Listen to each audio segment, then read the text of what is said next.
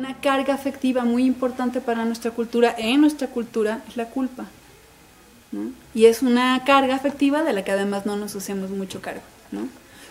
Por un lado, porque tiene una vertiente religiosa, que siempre es difícil meterse ahí, ¿no?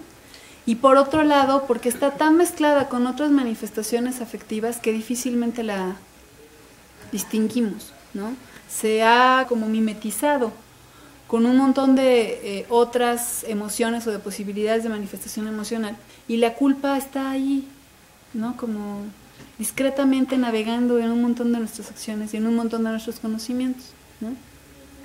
El tema, me parece, también tiene que ver con cómo del lado escolar se genera la presencia de la culpa sin que nos demos cuenta, ¿no? Les pongo 2 ejemplos. Uno respecto a las matemáticas y la otra respecto al civismo, o cuando les daban civismo, que ya les habían dado como ética o como, no sé cómo se llamara cuando ustedes estaban en la secundaria, pero lo que equivalía a civismo. ¿De qué manera se pueden relacionar las matemáticas y la culpa? Culturalmente nos eximen de la dificultad de las matemáticas, porque son difíciles, son feas, son complicadas, a nadie le gustan. Eso se dice. Desde que entras a la primaria te dicen, ay, es que el coco es matemáticas, ¿no? Y si va mal, es matemáticas, ¿verdad? Pero ¿qué tal que alrededor los demás sí van bien en matemáticas y tú no? No solo es que el mundo sigue y yo atorada con las matemáticas, sino que si los demás sobresalieron o se sobrepusieron al coco y tú no, el que está fallando eres tú, ¿no? El que está mal eres tú. La lógica en nuestra cultura es, si no está bien, está mal. Y si está mal, es algo de lo que tienes que sentirte avergonzado. ¿Sí? ¿Se entiende qué estoy diciendo? O sea, la polaridad es así. Está bien y todos somos felices, está mal y es la hecatombe, ¿no? Las matemáticas son un ámbito de construcción culpígena en la primaria bastante importante, ¿no? Digo que de tal tamaño que se han diseñado estrategias en la primaria para tratar de enseñar las matemáticas de una manera divertida. Entonces, si te da culpa, la culpa no es tan fuerte, porque te puedes reír, ¿no? Porque todo el mundo se equivoca. Entonces, si me equivoco yo y se equivoca el de al lado, y el de al lado y el de al lado, pues ya, la culpa se reparte. El malestar, por ser burro, se reparte, ¿no? Si yo soy burro, implica que le estoy fallando a alguien. ¿Ven la relación? No solo a mis maestros, le estoy fallando a mis papás que me mandan a la escuela. Y así, hasta pensar, le estoy fallando al país que está pagando mi educación. En la primaria eso es muy difícil de pensar. Sin embargo, sí hay una carga discursiva en la escuela en torno a eso, ¿no? Porque son el futuro de México los niños y el país deposita sus esperanzas en ellos. Bueno, eso pasa de la misma manera sobre el futuro de México con el civismo, pero en particular con 2 nociones. Una, la noción de patria y 2, la noción de identidad. O sea, cuando nos enseñan a ser mexicanos, que es cuando nos enseñan a hablar fundamentalmente, y nos enseñan a cantar el himno nacional, pareciera que nos están dando una posesión valiosa que nunca vamos a poder tocar. O sea, cuando uno escucha mexicanos al grito de guerra, es como, ¿guerra? ¿A poco? ¿No? Y cuando haya guerra, ¿quién me grita o qué? ¿No? O sea, como fácil no está, cerca tampoco. Pero aprendemos a cantar eso para ser buenos mexicanos desde bien chiquitos, y todos los lunes en la mañana, no importa si estás durmiendo, si estás pensando en otra cosa, si te estás empujando en la fila, si abres la boca y en automático, mexicano, mirando para otro lado además, ¿no?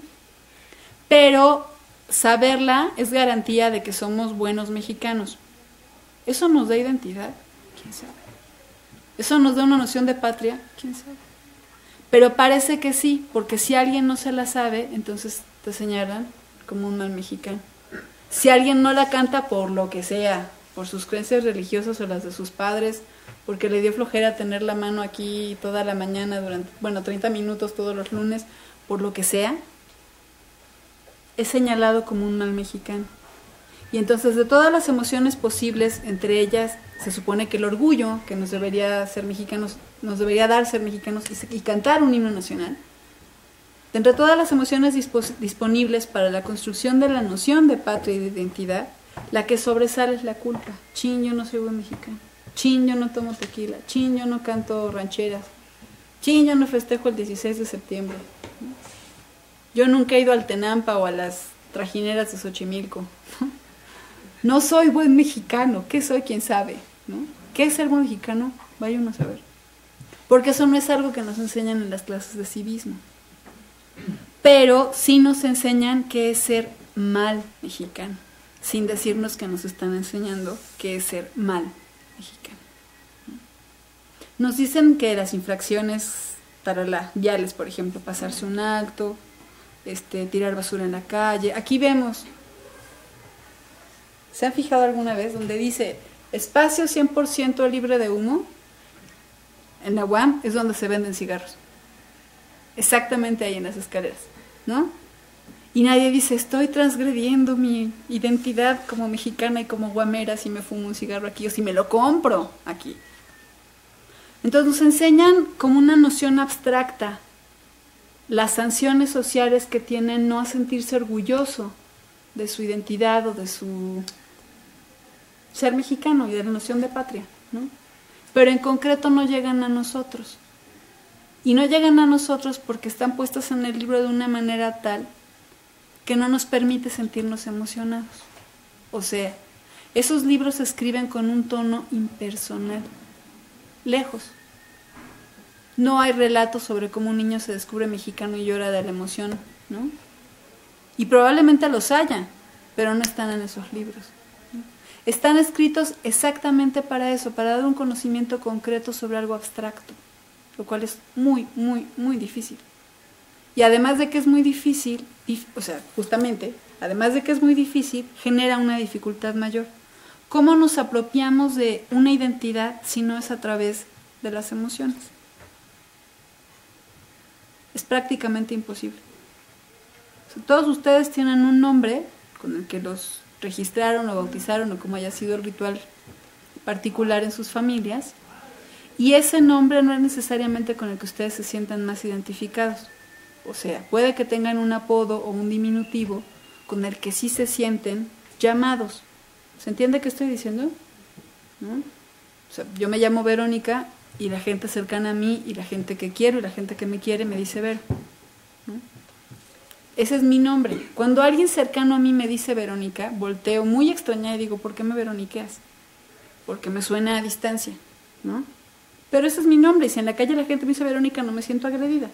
Con la gente cercana sí. Que sirva el ejemplo para pensar cómo aquello con lo que me identifico, aquello con lo que me apropio, está cargado de emociones y de afectos. Generalmente pensamos que el afecto siempre es positivo, también puede ser negativo. Entonces, cuando nos enseñan a ser estudiantes en general, de matemáticas en particular, y en el civismo a ser mexicanos, nos están dando lecciones sobre cómo personalizar o despersonalizar la experiencia del aprendizaje, sin que en el libro diga claramente eso. Las emociones siguen estando veladas, digamos, en un proceso de aprendizaje